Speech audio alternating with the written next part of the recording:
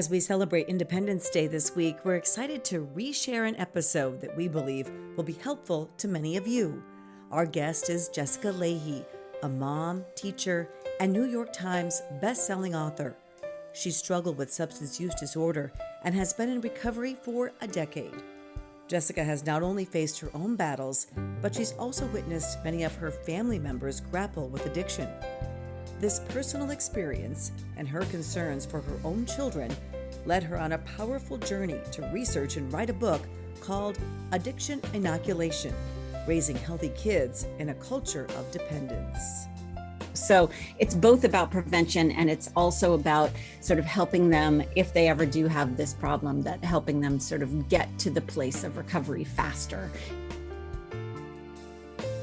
Join us on this episode of Grieving Out Loud as Jessica shares what she has discovered about preventing substance abuse in children. This episode is also a reminder that amidst the holiday celebrations, we must address the complex issues surrounding addiction and parenting.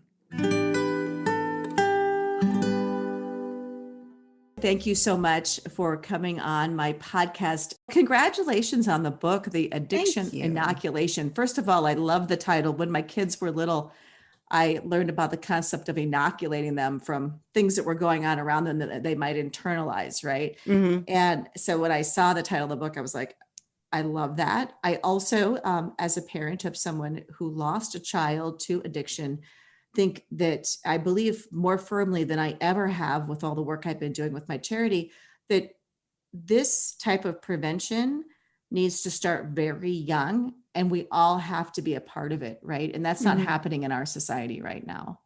Yeah. And I think one of the hurdles that, one of the important things I think it's, I feel the need to put out there whenever I start talking about the book is that, there's mention of, risk factors and things in there. And I never want anyone to feel like, oh, great, divorce and separation is a risk factor. And you're just, what am I going to do with that? And I was doing, and that feeling bad and feeling guilt and shame over the risk factors that are in our children's lives doesn't get any of us anywhere. And, I think that that's why it was so important for me to talk about my story and the risk factors that are in my children's life, just as a regular part of life, that it's important for us to talk about, because if we do it the right way, I hope, then that becomes empowerment, that becomes information, and it becomes something that's useful and helpful, as opposed to something that makes us feel bad about, oh, another thing I'm supposed to be doing that I'm not doing.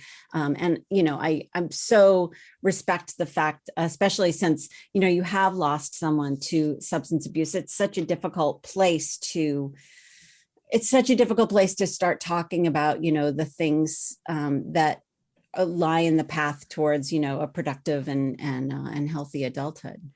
Right. And I am divorced from my kid's dad and remarried. And I often worried and felt guilt and wondered, was it because of the divorce? And then I thought to myself, well, you look at all of the millions of children who go through this, and they don't all become addicts, right? Yeah.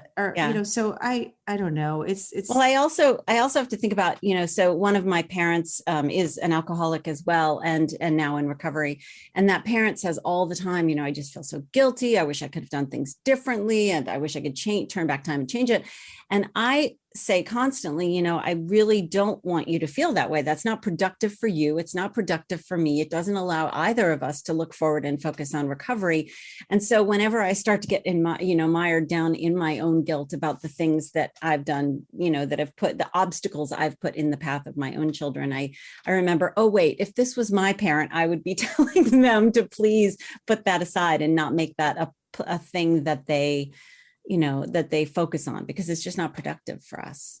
Well, and none of us are perfect, and none of us have it all figured out. And when we know better, we do better, right? I want to talk a little bit about your journey here and how you got to writing this book. Mm-hmm. It started with your own family of origin, the addiction issues there. Mm-hmm. And you kind of swore that would never happen to you, or you went in the opposite direction for a while, right? Yeah, I did my best. I really, really did. I tried so hard, and I was so angry about it growing up, especially because we weren't allowed to talk about it. Like a lot of kids who grew up in a family with substance abuse it wasn't like we got in trouble. We knew we weren't allowed to talk about it. And when we did bring it up, my sister and I kind of tag teamed each other. It's like, oh, it's your turn now. I brought it up last time. It was very quickly tamped down that was not something that we were supposed to talk about. And looking back on it now, I understand where that came from. And I don't blame, I just understand where that came from, because the family of origin, that was part of the big process for me, is that I was raised in a house with an alcoholic. One of my parents was raised in a house with an alcoholic, and so on, and so on, and so on. And so how do I do everything I can do to make this stop with me? And the other thing I want to make really clear is that while the entire book is about prevention, the question comes up all the time, you can't like 100% inoculate your kid, that's not you just can't do that. But my vision of this is that, at least for me, substance abuse and realizing that I had a problem was like a puzzle with like 100 pieces. And it wasn't until, my dad talking to me about my alcoholism was the 100th piece, but without pieces 1 through 99, I couldn't have gotten to that place where it was enough for me that I needed to make change. And so I kind of hope that if one of my kids does end up, going the same way I did, that maybe they have a head start on that puzzle. Maybe they have, 40 pieces in their puzzle instead of starting at puzzle piece 0. So it's both about prevention, and it's also about sort of helping them, if they ever do have this problem, that helping them sort of get to the place of recovery faster is sort of my dual purpose with this book. And I feel like the messages we get, especially as women in this culture, alcoholism can kind of sneak up on a person, right? I mean, nobody sets out to become an alcoholic. And the whole wine thing and moms and wine. I mean, there's t-shirts out there. There's a whole culture around this, right? So, and that really is what happened to me. I mean, in my 40s, I don't know if I let my guard down. I don't know if it became a habit, and then habit became, it got its hooks into me. I don't really fully understand how it happened. I just know that slowly over my 40s, it snuck up. And by the time in my late 30s, early 40s, and after about a decade or so of it sneaking, so all of a sudden I knew it was bad for a long time before I got sober. But for the life of me, I wish I could point to just one moment, but there wasn't one moment. It just really did sneak up on me. And then it was actually your father that helped you realize that you had something more than just a habit, right? Yeah.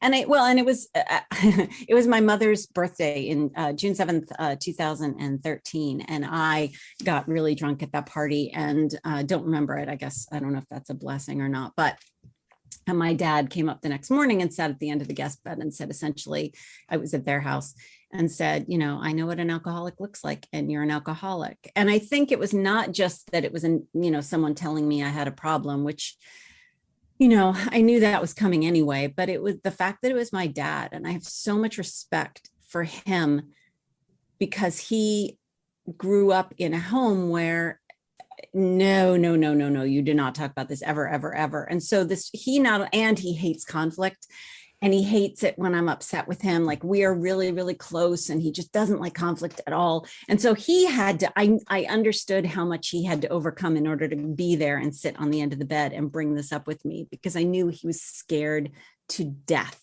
And it was the fact that he overcame that in order to do this act of love for me. And that meant a lot to me in that moment.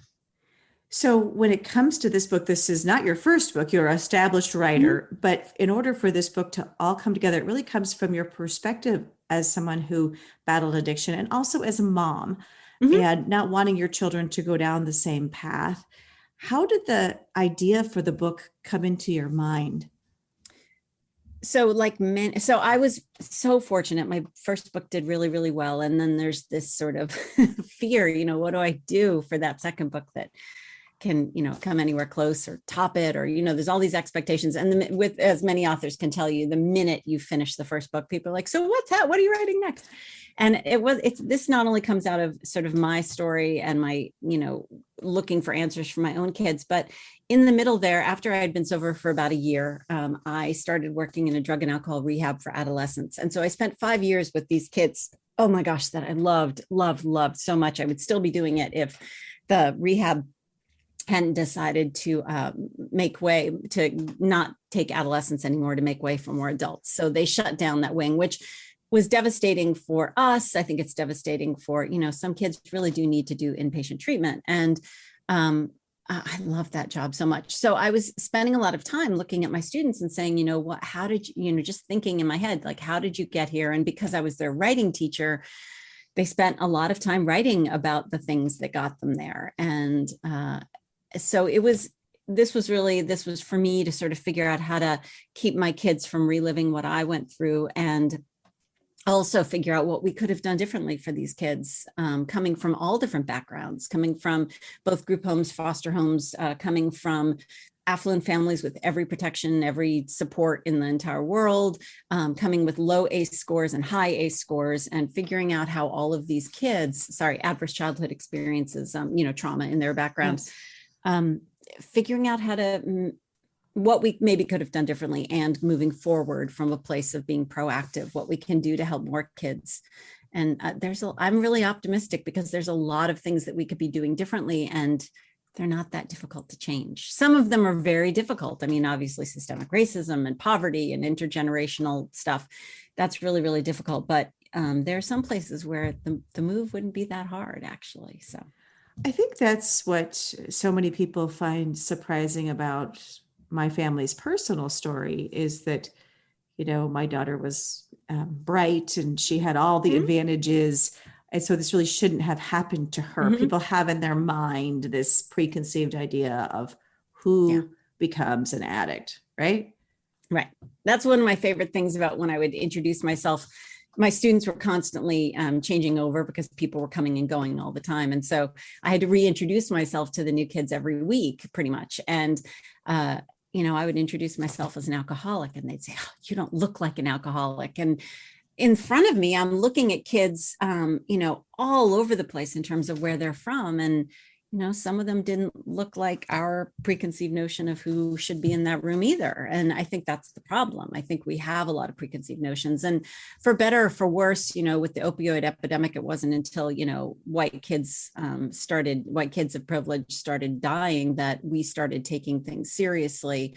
And that's unfortunate, but fortunate at the same time, in that at least we're understanding that, substance abuse doesn't abide by any socioeconomic or race lines. Right. Well, yeah, I grew up as you in the 80s when it was the crack issue, and it was all it was a African-American Black problem, right? So people didn't think that could happen. Yeah.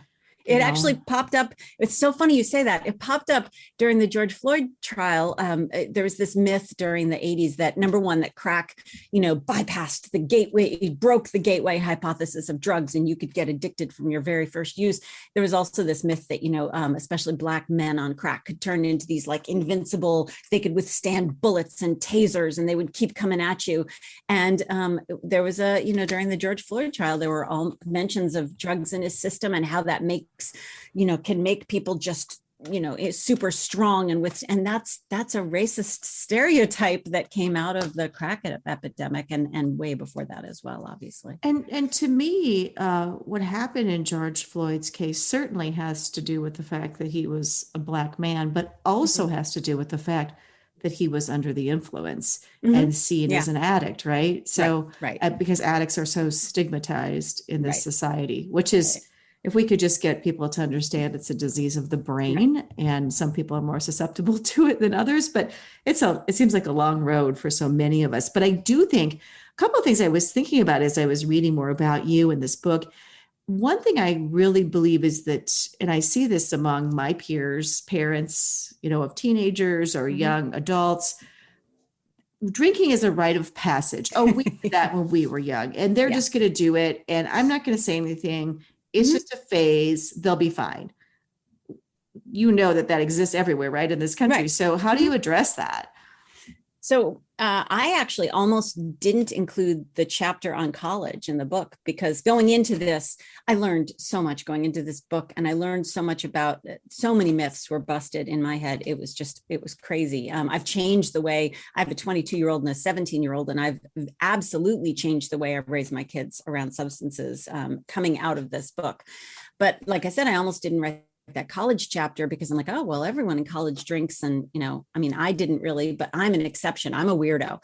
Turns out the numbers of kids who drink in college is so much lower than we might expect. And it's a very, very small sliver of the college population that drinks almost all of the alcohol on a campus. And so moving backwards from that myth, if we look at, the number of kids that try substances during adolescence is lower than we would think.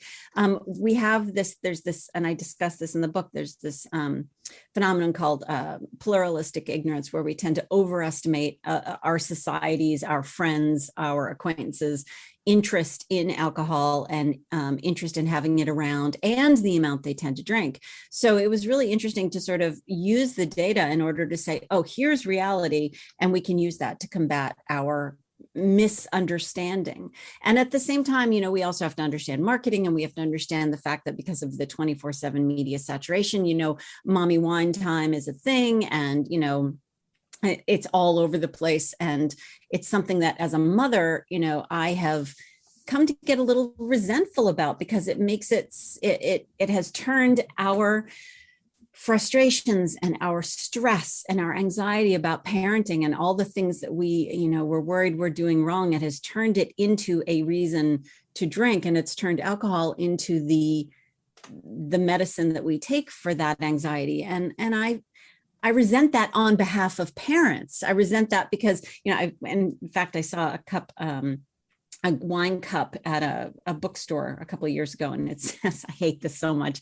It says, "I teach, therefore I drink." And on behalf of teachers everywhere, that pisses me off, because not only does it say that this is such a horrible, occupation that I have to drink in order to make it, something I can handle. I would never want my students or my children to think that they are such a burden on me that I have to medicate with a substance in order to bear them. It's just, it makes me angry when these things get so normalized. So your sons, one thing that I thought was interesting is you've given them some lines that they can say to not succumb to peer pressure. And that's just something simple that maybe people aren't thinking of. They can tell their kids. I think the best we've done in the past has been the just say no, which we know doesn't work. Scared straight and just say no doesn't work. But right. I started thinking, like how knowing the kids, in fact, I ran a bunch of these by my students at the rehab. And, a bunch of these are excuses that you can give your kid that are 100% valid and face saving so that they don't look like big dorks. Like, I'm perfectly willing to be a big dork and not drink and put that out there and have that be something that I take a stand on. But a lot of kids don't want to do that. And I completely understand that. So there's a long list of excuses in the book, everything from, I'm gluten intolerant, which is all the rage right now, and beer has gluten in it. Or, if you're of Asian descent, then there's the flushing that some people of Asian descent can get, which is actually an allergy to some of the things in alcohol. I have a sleep disorder. I get seizures. I'm on a medication that, I can't drink while I'm on this medication. My parents drug test me. Throw us under the bus anytime you want. If you want to my kids have thrown me under the bus many times. My mom is an alcoholic, and I just would rather not, have a drink right now. That kind of thing. If you want to, a long list of things that you can give your kids. And that's part of that inoculation that's in the title. So that's just not, inoculation comes from this inoculation theory, which is a school of social sciences, and psychology, which is about if we help our kids, if we protect our kids using sort of a weakened version of the thing they might face, like, oh, come on, everybody does it. That sort of entreaty to try something for the first time. If we inoculate them against that weakened version, then they're not only going to be more likely to refuse the real version and be able to withstand the real version, which is cool. It increases the chances that they will be able to withstand that. It also increases the chances that it generalizes. It protects them against all kinds of risk factors, like sex before they're ready, or getting in the car with a drunk driver, or jumping off that garage roof into the pool. Inoculation theory, works, makes kids more likely to use those inoculations, and those whatever reason it is they don't want to do the thing, and it generalizes to other high risk activities. So as far as I'm concerned, I'm sold. I think inoculation theory is a fantastic tool. And it's like, as you said, it's not just, the risk of becoming an alcoholic or addict. It's also the risk of the risky behaviors that people do under the influence, which are so frightening. And we've seen deaths every year on spring break and things like that, where, it just continues on because our culture is slow to change. Yeah. And I think it's important to think about what I'm trying to do with this book in two ways, which is number one, of course, I want to protect kids from having to go down the road I went down where, and becoming an alcoholic or becoming addicted to a substance. But, that I want parents to realize that, the risk of that, there are lots of kids, 90% of the population can use drugs and alcohol and maybe not have a problem. So that's only part of the picture. The rest of it is we're talking about adolescent brains here. We're not talking about adult brains. We're talking about brains that are not done developing until, the early 20s. And all of these things, when you think about the stuff about your teenager that really tends to piss you off, like, not being able to remember stuff, or not being able to, hold three things in their head at the same time, or blowing off deadlines, or, that sort of stuff. That's all the stuff that's developing during adolescence. And if we want our kids to get to their early 20s with their brains intact, this is really important that we delay with substances, because substances that can be low to moderate risk in an adult brain can be moderate to high risk in an adolescent brain. And then the last bit of this is the longer we delay a kid's use, the lower their lifelong risk for developing substance use disorder becomes. So there's all kinds of reasons that delay is the name of the game. And, I get asked this all the time, is what I'm saying, are you saying that, like, no, tell your kids no until they're 21? And as my 17-year-old can attest, yes, that is what I'm saying, because it turns out that parents who have a clear and consistent message of no, not until you're 21, and it's not about legality, it's about brain growth for me. I guess it is a little bit about legality, but it's mostly about brain development for me and lowering that lifelong risk. I am saying no, not until you're 21. Kids of parents who have a clear and consistent message of no, not until it's legal for you, those kids just have a lower lifelong risk of substance use disorder. And 21 is kind of an arbitrary number. We know that the brain isn't fully developed until about 25, roughly, right? So, and in our society, though, to try to get them to not use any alcohol or anything until 25 is a little bit harder, because society says that you can drink at 21. But I just had this conversation. And between you and me, though, if we can get them just to 18, we can lower their lifelong risk of substance use disorder back down to 10%, which is about what it is in the general population. So from a risk perspective, 18, 21, I'm happy. Really, if we can get them to 18, then the rest, I'm just happy about all of that, because that 10% number is really sort of looming out there at 18. And that makes me happy right there. Yeah. Well, you talk about the war on drugs, and one of our nation's former drug czars has started a campaign, no use ever until 21, because of this very thing. And I just don't think that the message is out there. Parents aren't giving their kids that message. Schools, whatever, society are not giving kids that message. And I just had that conversation in the car with my kids the other day. I said, we were talking about something, and I said, it's just the effect the younger you use. And I know this because every addict I've met pretty much started very young, at least with experimenting. And Emily started young with marijuana. She started about 14. And I feel like that's why we've got to stop them. And we need to do better. I don't know, what are some ways that you would suggest or advice for parents? Right. Well, there's two big hurdles I think it's important to point out. And what's so fascinating about these two hurdles is that this is where I get the most pushback from parents. So the two big hurdles are, and I fell victim to both of them, one of them anyway, which is, okay, well, I'm going to give my kids sips at home so that, like those European kids, I can teach them moderation. Like if alcohol is no big deal in our home, that when they hit 18, 21, whatever, whenever it's time for them, they're legal, that magically they will not have an issue. It will not be like, ooh, I can have it now, I want all of it. That won't happen. And that's a myth for a couple of reasons. You can't teach moderation, especially to someone like me, whose brain just works differently when it comes to alcohol. Once I've had one drink, I just want all of it. There's no moderation. That makes complete sense, because I think that that is something that I have felt before. Like I could, if my kids see me having one glass of wine with dinner, they're going to learn, or my husband having one beer, they're going to learn that you just drink moderately. But you're right. Your brain is not wired to do that. So my brain's not wired to do that. So for about 10% of the population, our brains just don't work that way. And the European moderation thing, that's a myth. The European Union as a whole has the highest rates of alcohol consumption in the world. And so here's where I get a lot of pushback. People are like, oh, well, you're thinking of Eastern Europe, not Western Europe. It turns out that Eastern Europe has actually done the most to move the dial back towards a reasonable, to get the numbers moving back in a healthy direction, because the alcohol abuse was so bad in Eastern Europe.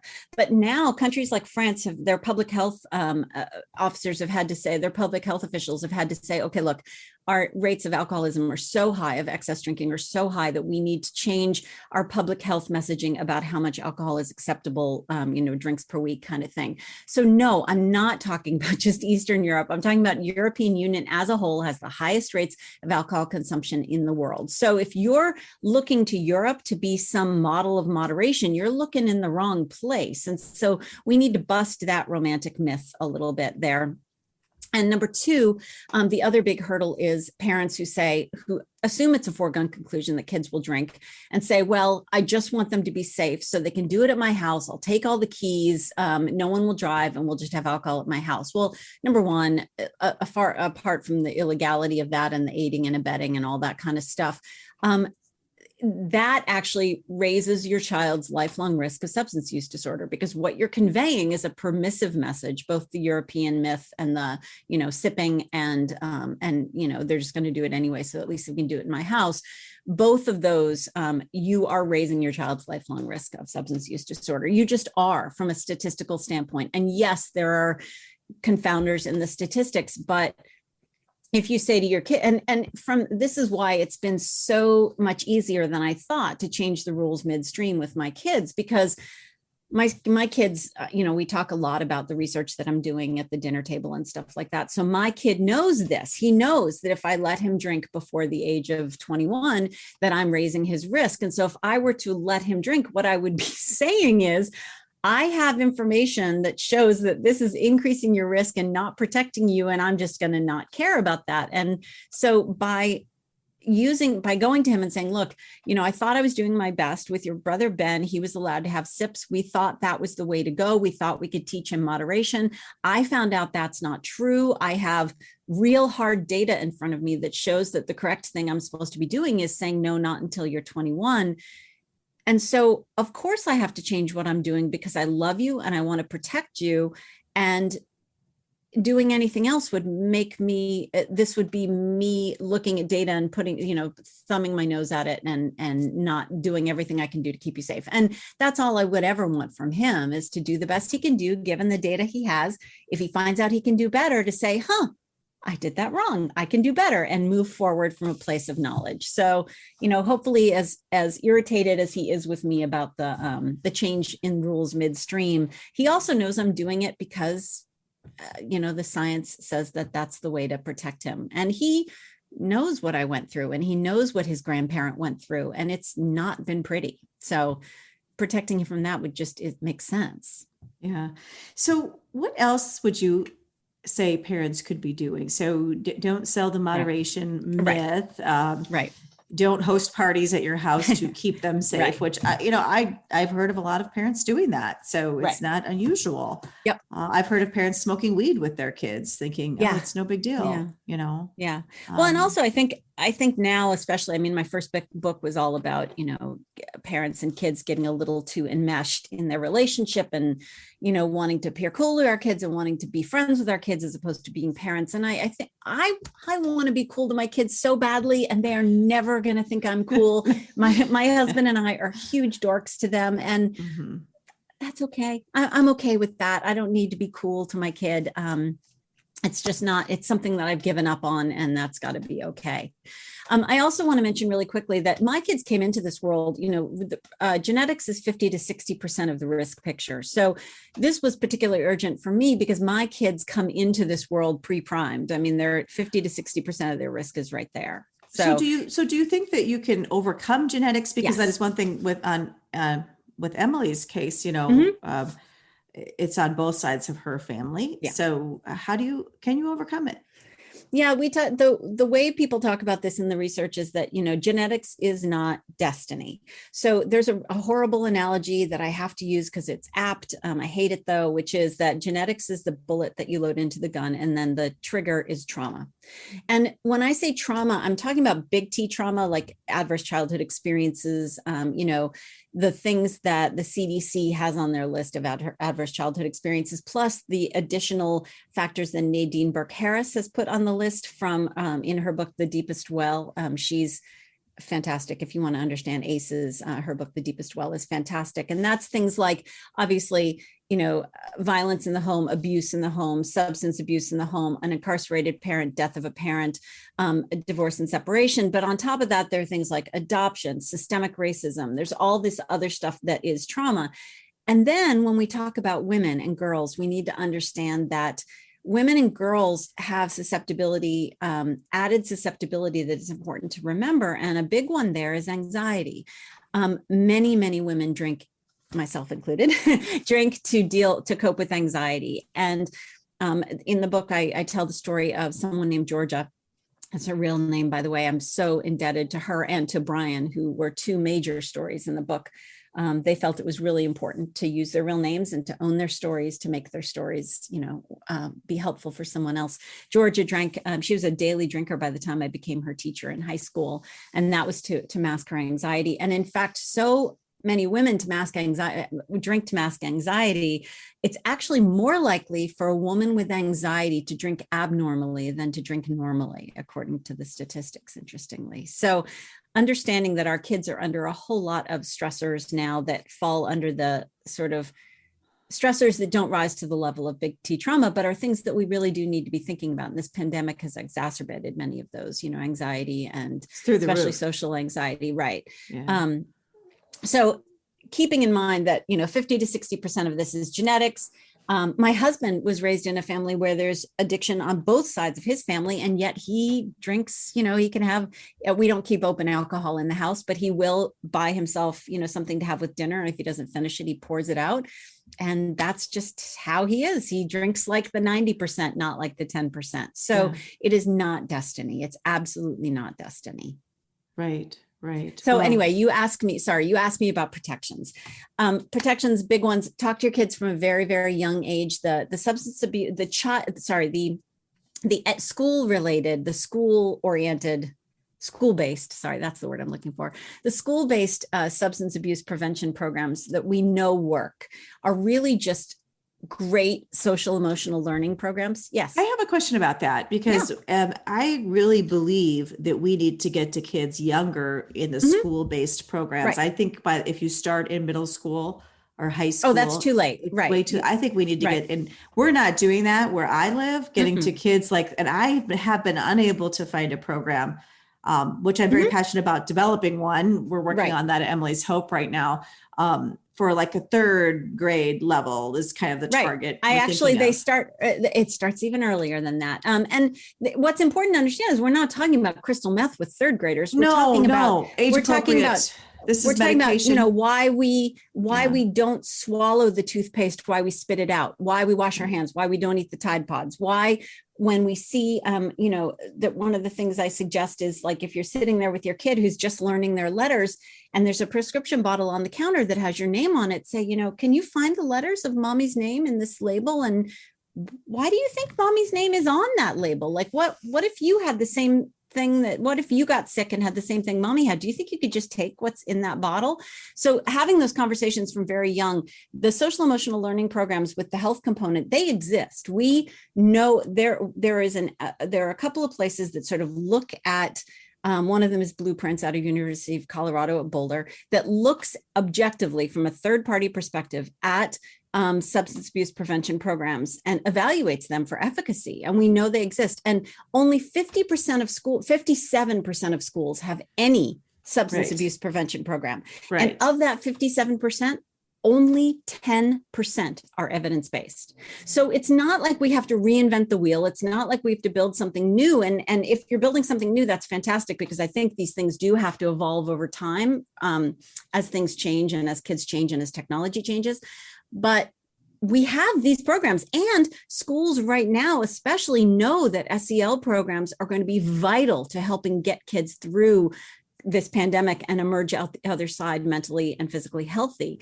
So if we know these programs are important and they exist, and the ones that have really good substance use disorder programs in them do exist, why we're not using these, I don't understand. And I present the economics of, how much we stand to save if we invest in prevention. So, you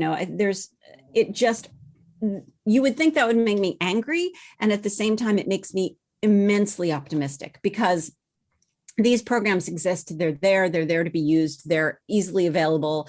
And all we have to do is sort of, put that wheel on the wagon and get it moving in the right direction. Well, and they have the potential to save a lot of lives. And prevention is so much easier than treatment and recovery, as you know, because once you have become addicted, then once you're suffering from substance use disorder, that is a lifelong battle, right? Well, I mean, I worry about first of all, recovery for kids is different than recovery for adults. I mean, and I'm assuming some of this, which is that because kids don't have fully integrated, they have a lack of what's called integration in their brain, their upper brain and lower brain, they're sort of more fully formed adult brains, and their lower brains are not connected yet. It's a very different road to recovery for kids, and relapse is a very big part of that. And I think we need to change the way we treat and manage kids in recovery in order to deal with that, and in order to face that reality. On the other hand, I don't think, I shy away from referring to something as a lifelong battle, because, for me, it's been a massive relief to not have to spend all of that energy thinking about, is there enough alcohol? How can I get enough alcohol? How do I hide all this alcohol? How do I hide all the bottles of the, blah, blah, blah, all that sort of stuff. And, battle, I worry about the term battle, because it's been such a fantastic almost 8 years that I don't want, especially kids, to think of it as like some horrible battle that they have to undertake for every day for the rest of their lives, because that's definitely not what it's been for me. Yes. And I think that's wonderful. Relapse can certainly be a part of it for many people. And so I feel that if we could just prevent more on the front end, it would save the society a lot of money, a lot of pain, a lot of heartache, a lot of all of it. Right. And that's what you're trying to do. And that's what you're trying to do with your book too, And to get at your question, that I apologize, we've had so much fun stuff to talk about. So the best preventions are talk early and talk often.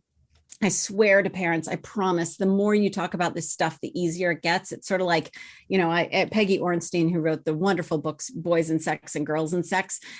We joke all the time that, when it comes to difficult conversations, actually, the more often you have them, the easier they become. It's something we talk about a lot in our home.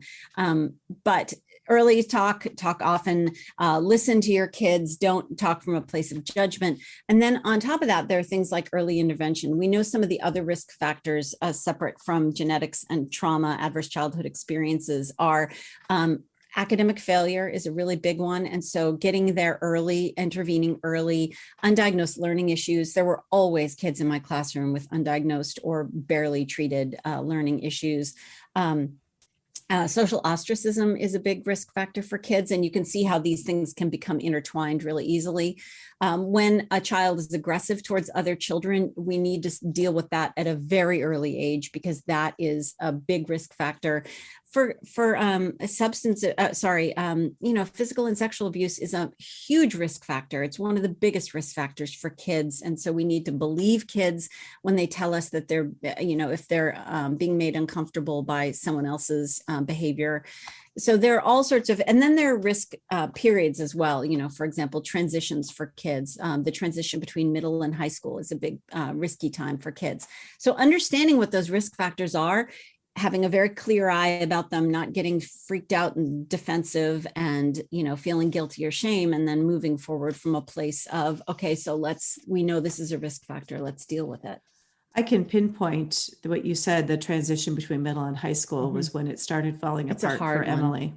Yeah. That is when, and then there was some social ostracization and also anxiety. And I can pinpoint, and, you know, I think the hardest thing for many parents is once you've already started going, you talk about interventions. Well, Right. I tried to intervene, you know, I took her to counselor after counselor. I tried everything I could think of, tough love, everything, you know, under the sun, and none of it worked. Yeah. You know, none I of think it. the problem is, especially where anxiety is concerned, you know, pot and alcohol work great in the short term. They really do. I mean, what the problem with saying like drugs are bad to kids is that they know we're lying, because why would so many people be using them if they were just bad? That makes no sense. And so when, you know, for example, for Georgia in the book, you know, the best efforts her school made to sort of keep her away from alcohol was the very thing that caused her to use it, because the person who was talking about how bad alcohol was, he said, you know, it just makes you feel numb and makes you not feel your problems. And she was like, bingo, that's what I'm looking for. Yeah. Exactly. Yeah. And there she was, off and running. So the problem is that it exacerbates both over the long run. And, you know, giving kids information, both the good and the bad, is going to be really important to helping them trust us when we're trying to help them see the clear consequences of what can happen to their brains and to their bodies and to all of that stuff they're trying to numb out and not feel over the long term. And then helping them give, you know, there's a saying in cognitive behavioral therapy, which is you have to name it to tame it. So naming emotions, talking about emotions, helping kids understand that it's okay to feel emotions, and helping kids deal with that stuff before they feel the need to sort of numb it out and medicate it out of them. I've also talked about this a little bit before, that I tried all that tough love stuff that I was told to do. Then I took a class on parenting oppositional, defiant kids and learned different techniques. But I do think the tough love doesn't work once you have a kid who's rebelling and using and doing all of these things. And that's one thing that I guess we can talk about regrets, but we all have regrets, right? That I wish I hadn't tried those things, but at the time, it was so hard for me to do some of those tough love things. I thought I could scare her. I think we have this idea that, but now I understand the way the brain was wired and the effects of the substances on her brain. There was no scaring her away from this, you know? Yeah. And I think the trap that a lot of, that we tend to fall into is believing that kids don't understand the consequences of their behavior. And that's just not true. It's just that they weigh the possible benefits much heavier than they weigh the possible negative consequences. And so we have to help them overcome that. And part of overcoming that is giving them real data, giving them a very clear idea of sort of what's going on with their brain, and that sort of stuff. And then I think the problem is that, and the problem as the person who wrote the book, The Gift of Failure, and then is writing this book, is that we know that parents who are more controlling and parents who, you know, clamp down and try to control every single thing a kid does, we know that those kids tend to become more deceptive, and that it exacerbates the lying and the deception. So we have to, you know, and there's no, at your point, I don't ever want you to feel like, you know, you need to look back and say, oh, you know, all these things I could have done if I had just done these things differently. I think we do what we do out of love. We do we do because we understand that this is the best possible way to do things. And in fact, you know, the book I recommend the most often actually is a wonderful book by Dr. Joseph Lee called Recovering My Kid. And he runs the adolescent services at Hazleton. And his book offers a lot of really wonderful ways to think about how teen brains work and how they work when they are under the influence. I think it's a really helpful book. Well, we'll put a link on the show notes of this podcast too, to that if people want to check that out. And we will definitely link to your website and let people know how to get the book, The Addiction Inoculation. I want to thank you so much for taking the time to spend with me today. And I think this book is going to make a huge difference in many families' lives. And thank you for sharing your story with me. It's amazing to me. You know, when I first started talking about the fact that I was in recovery, years ago on stage, you know, the number of people who would reach out and tell me their stories was mind-boggling. And I feel honored and privileged every single time someone shares their story. So thank you for sharing your story. I think it's what you're doing is so important, because the more we talk about it and the more we battle the shame and stigma around substance abuse, the better we're going to do for kids in terms of helping them resist. I think the shame and the secrets are what keep us sick. And so I think it's important to talk about it. And with 223 people dying every day from overdose, we can't afford not to talk about it.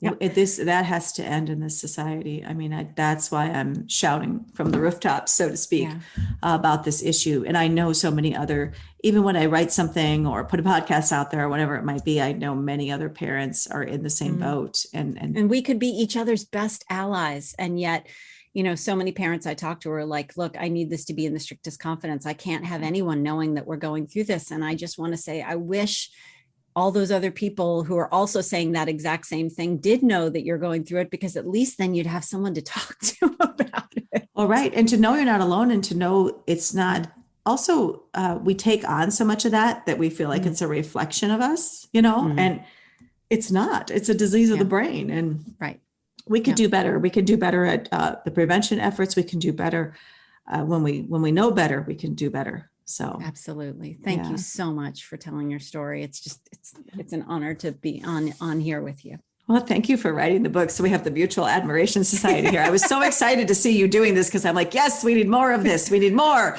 So thank you. It's scary. It's scary in that, the problem is it's, addiction is a family disease, and it's not just my story. It's a story of my relatives and not just my ancestors, but my cousins and my aunts and uncles and all those people. And it's scary to draw those people into telling your story. So I had to be respectful of their stories and yet make it clear that, we're not alone, that there are lots of people dealing with this.